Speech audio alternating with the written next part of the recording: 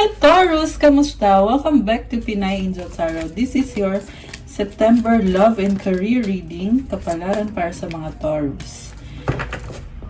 Tingnan natin ang energies connected sa'yo this time. Kamusta kayo guys? Kung may present parang kung nanonood kayo.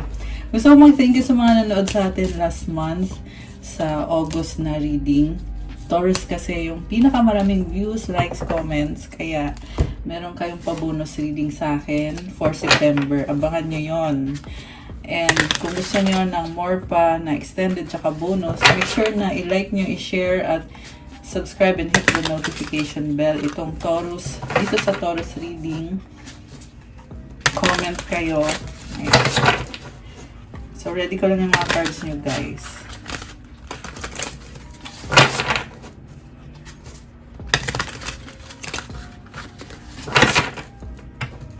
Tingnan natin ang mga energies connected kay Taurus. Okay.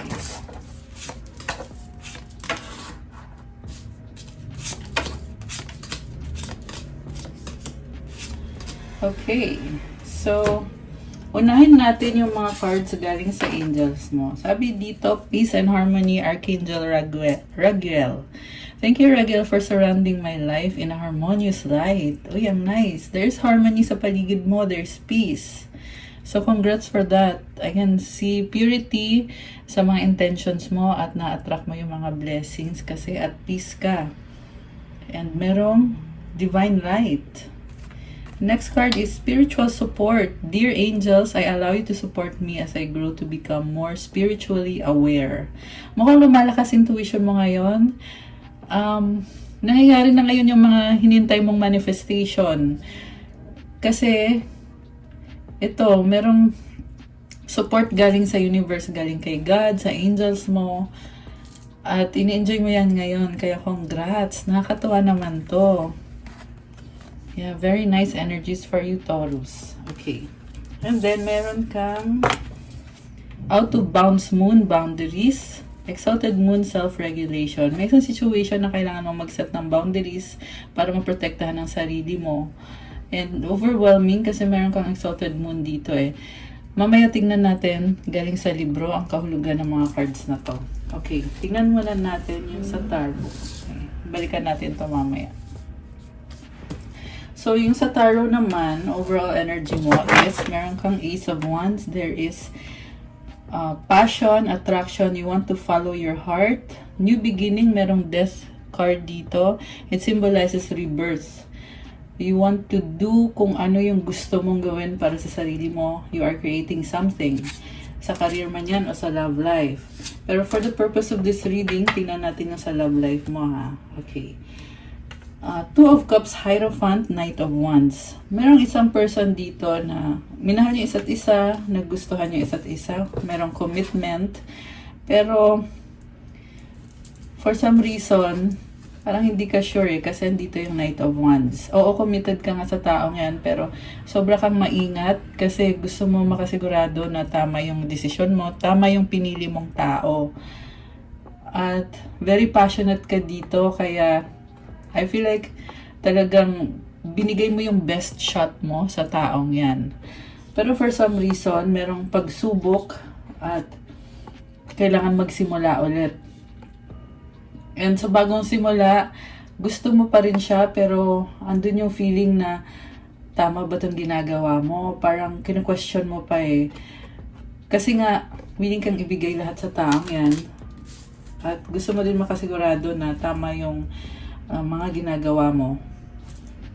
Okay, and then meron kang King of Swords, Queen of Wands, and the Temperance. Pinag-iisipan mo itong connection na to at gusto mo magkaroon ng healing kasi andito si Temperance eh. So, hinihil mo yung situation. Maaring ang kadil mong person ay magkaiba kayo ng ugali kasi meron dito si King of Swords, very logical, tapos si Queen of Wands, very passionate naman to. Baka may kadil kang fire sign, Aries sa'yo Sagittarius, lalo na yung Sagittarius energy. Meron ding air sign, Gemini, Libra, Aquarius. May nakita kong pag-uusap dito at parang naintindihan nyo isa't isa eh, kahit na magkaiba kayo. Kasi ito, ang goal nyo talaga is maayos yung mga differences nyo ng taong yan. Okay. So, kailangan habaan pa yung pasensya mo dito sa taong to. Ayan. And then, meron kang 10 of Pentacles, Ace, 8 of Cups, Ace of Pentacles. Oh my gosh. Money. Pero, iniiwasan mo muna yung love life. Kasi, gusto mo magsimula when it comes to your finances, career, stability. You are building something na magtatagal ng pang long term. Pero, parang na-feel ko dito, kailangan mo mamili eh. Mag-focus ka ba sa trabaho mo or sa love life mo. Kasi, sa ngayon, pinili mo yung trabaho. Pinili mo yung stability. Posible din may iba sa inyo guys na maglilipat ng tirahan. May nakita din akong aalis at magbibuild ng bagong simula. Siguro nga, lilipat ng bahay, lilipat ng trabaho, may mga changes dito. At, oo, hindi madali para sa'yo. Pero at the same time, nakikita ko, meron na nag-sprout dito eh. So, somehow, meron ka na din na build para sa sarili mo. At, alam mo deep inside na mag-workout naman yung mga plano mo eh.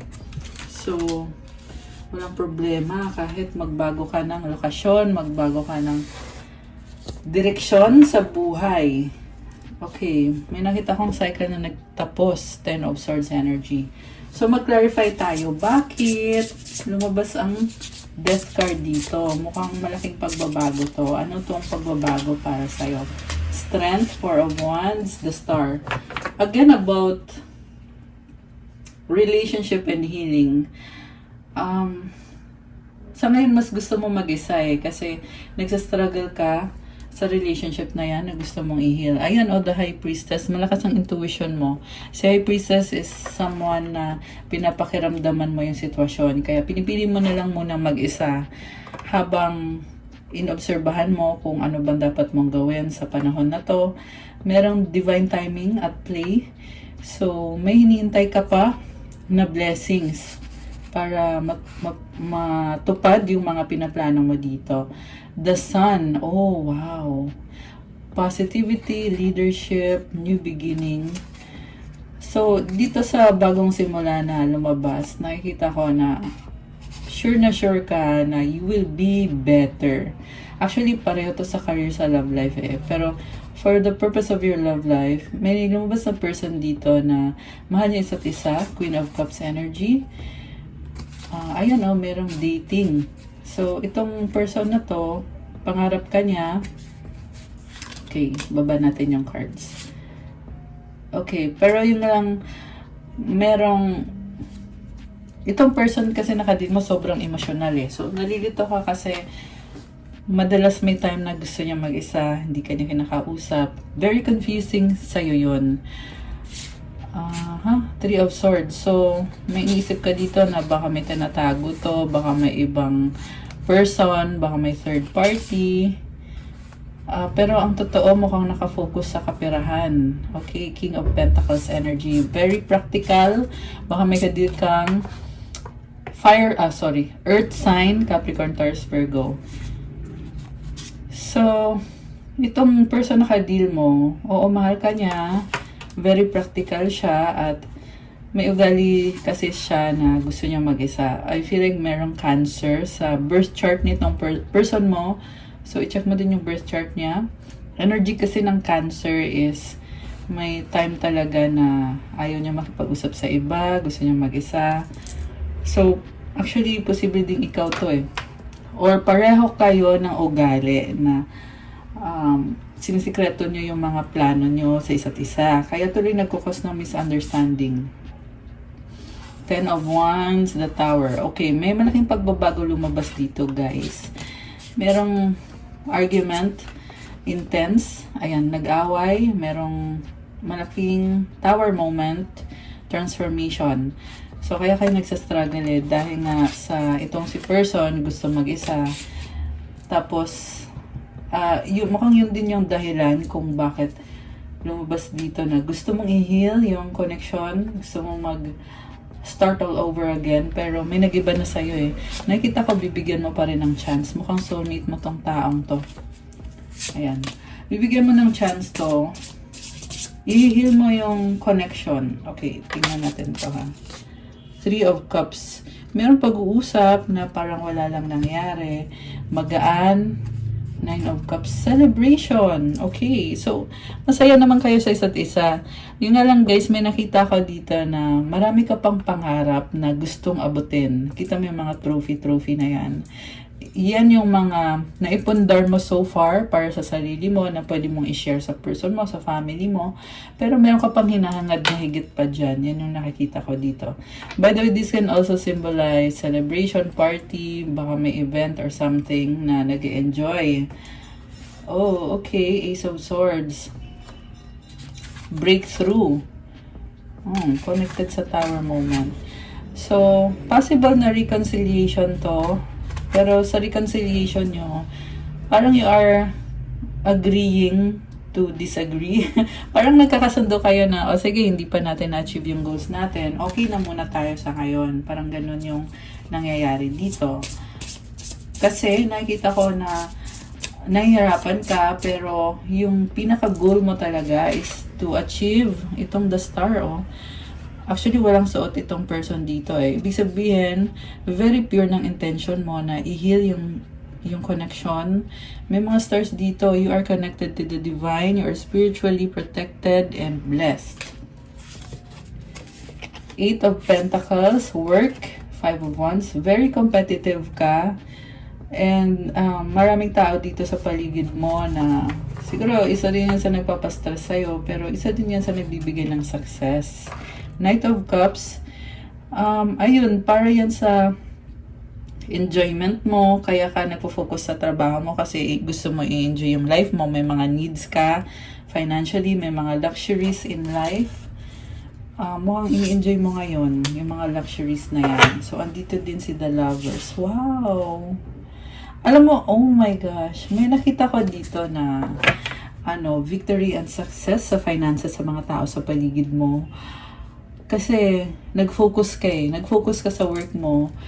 Kaya ngayon, surprisingly, yung biyaya is pumapasok at ayan, tinatamasa mo yung victory. Oh my gosh, pinaghirapan mo to.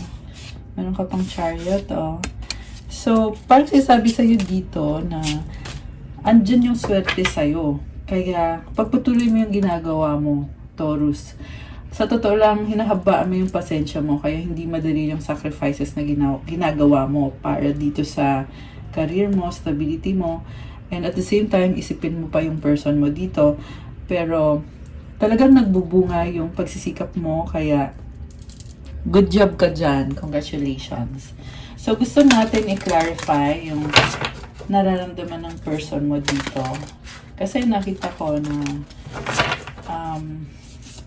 yun na nga, parang may ugali siya na gusto niya mag-isa, no? Wheel of Fortune, Nine of Pentacles, the Devil. Workaholic yung nakikita ko dito. So, sa bottom of the deck, merong Four of Cups, the Justice card.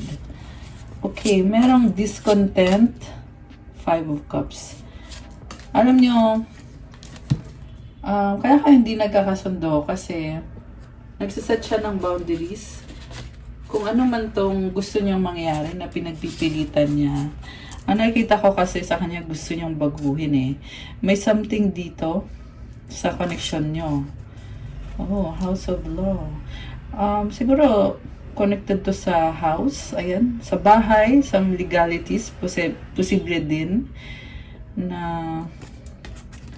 ayan oh, hindi masaya kaya gustong baguhin yung sitwasyon. Ay, sumama tong isa. Okay. May nagbago. Wheel of Fortune. May nagbago sa person mo. Kaya ngayon, ang focus na niya ngayon is sarili niya. Workaholic talaga yung lumabas dito. Baka may kadil kang Capricorn, Taurus, Virgo, Earth sign. Lalo na yung Capricorn. So, si Capricorn dito, parang nakikita ko sa kanya, stuck siya sa mga routine niya. Medyo narrow-minded, no? Medyo, ano siya eh, yun na nga, close-minded siya kasi kung ano lang yung nakasanayan niya. So, may mga addictions din tong person mo. Siguro isa din yan sa hindi ka nagkakasundo dyan kasi concerned ka sa kanya. Siya naman, gusto niya i-enjoy to the fullest yung buhay niya. So, ang daming pagkain dito. Siguro may concern din about sa pagkain, about sa mga luxuries sa buhay. Parang nakita ko dito kasi posible siyang magkaroon ng health problems kung hindi niya aayusin yan. Okay? Although guys, ano to ha? These are just energies. Kaya yung mga concern nyo about sa health, you should, you need to go to a doctor. Okay? To a professional para sa mga concern nyo about sa health. Binanggit ko lang kasi yan yung energy na nakita ko dito or lumabas dito. Okay, so workaholic siya. Ano pa? Ano pang feelings nitong person na to? Okay, by the way, also nakita ko din dito, very independent yung person mo. So, siguro nagkakos ng jealousy na parang feeling mo, ano ba yan?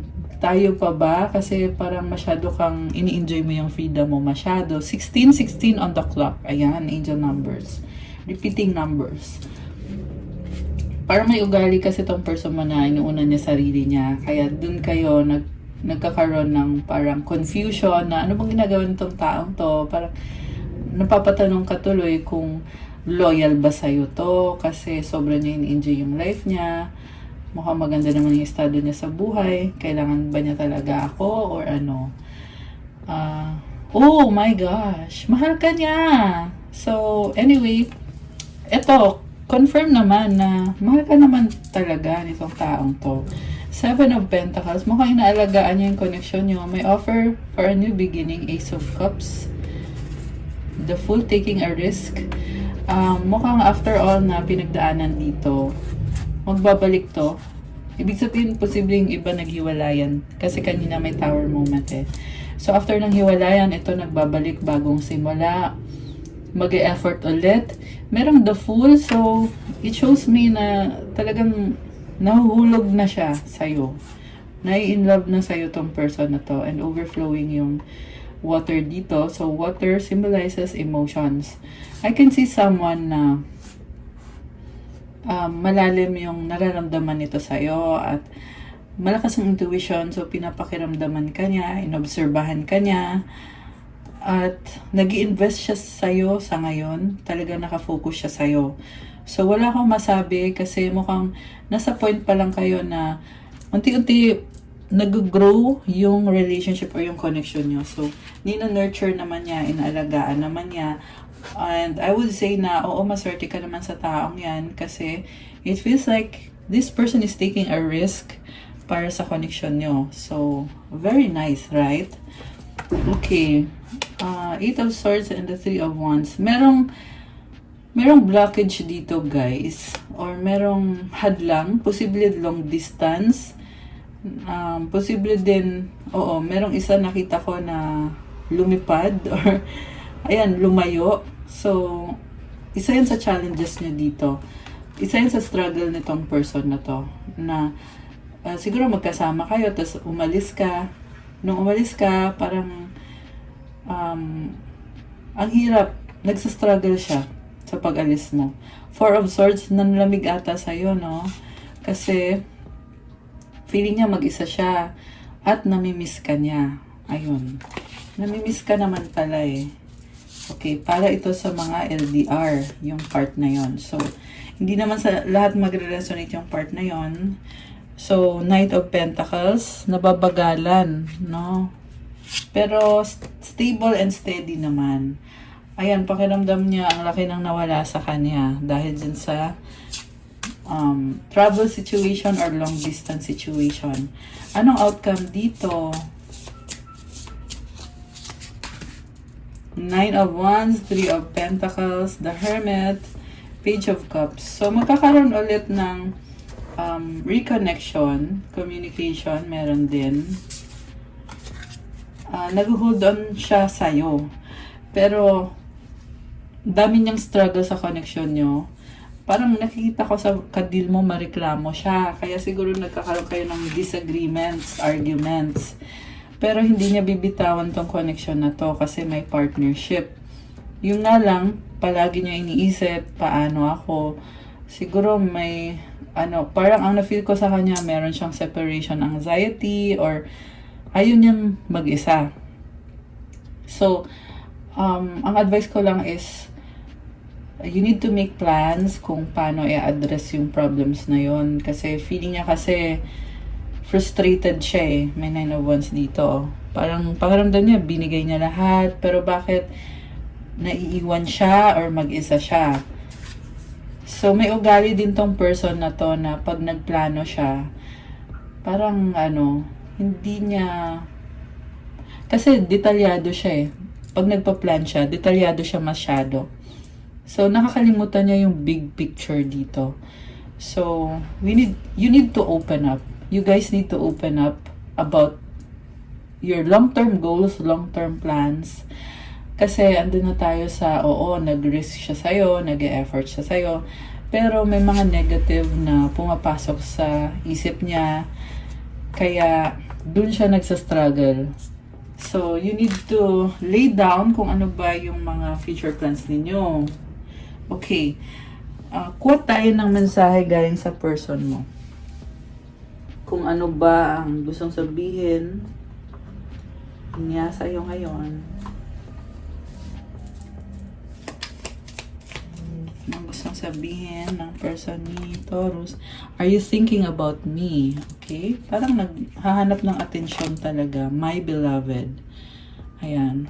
Mukhang very special ka talaga sa kanya. What's the point of it all? Ayan, meron talagang bitterness dito. Nahirapan siya eh. Nahirapan siya. Parang pakiramdam niya, effort siya ng effort. Andun yung frustration talaga. Kaya kailangan ng pag-uusap dito. Do you miss me the way I miss you? Parang clingy to masyado, guys. So, doon kayo nahihirapan. I need to sort things out first before I can come to you. So, mukhang merong plans to travel or plan to settle down. Yung nga lang, uunahin daw muna niya yung mga, kung ano to mga priority niya bago siya makapunta sa'yo. Tingnan natin yung boundaries from the book. Okay. Wait lang. So, out of bounds moon. At tingnan natin yung meaning. Okay, ito siya. Boundaries. It's time to take a full and honest inventory of your behavior in the recent past. Have you been going too far? Have you been acting out? Have you been allowing your emotions to get the better of you? If you know that you've been misbehaving emotionally, it's time to rein things in.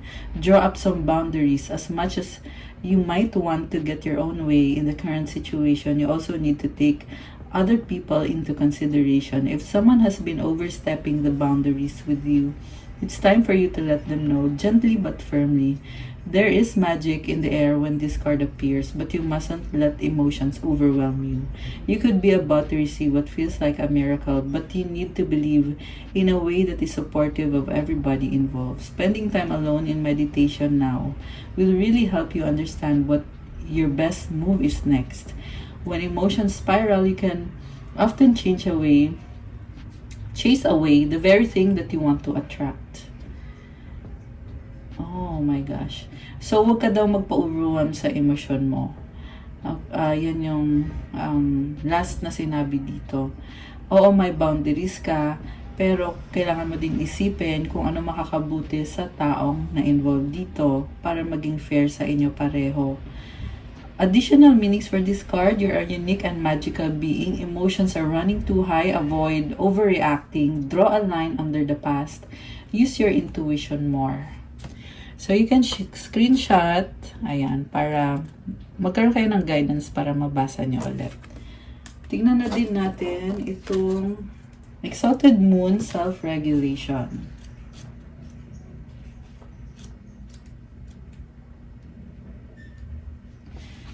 In the situation you're asking about, your superpower is that you can regulate your emotions. That doesn't mean suppress them. It means you can feel all your feelings and process them and let them move through you.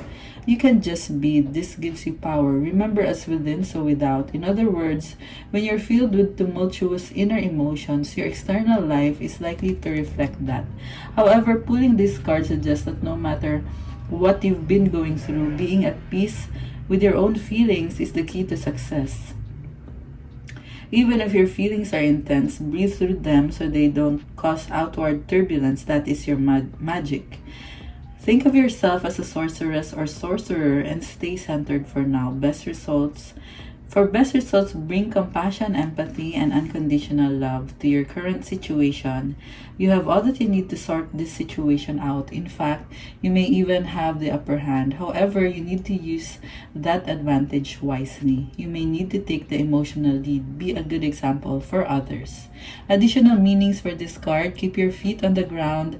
Ask what would nourish me in this situation. Emotional honesty is called for. Allow someone else to express their emotions. Slow and steady wins the race. Ayan, screenshot nyo guys. Ayan. So nice. Okay, Taurus, that's all for your September kapalaran. Thank you for watching. Please like the video. Comment kung nag-resonate ba or kung nagustuhan nyo ba yung reading natin. Remember, the more comments, malaki din ang chance na may another bonus and extended. Pero yung bonus reading, sure na yon. Abangan nyo na lang guys. Subscribe and hit the notification bell. And if you want to start your crystals journey, check out my Instagram. Maraming crystals. Kagaya ng mga nakita nyo suot ko. All the crystals are infused with special prayers and mantras to enhance the energy. Marami at iba-iba yung benefits. So, tingnan nyo na lang doon at i-message nyo na lang ako. Thank you, Taurus! Oh, for those na nagtatanong about private reading, you can message me sa Viber or sa WhatsApp para mas mabilis. Nasa description box po yung contact details.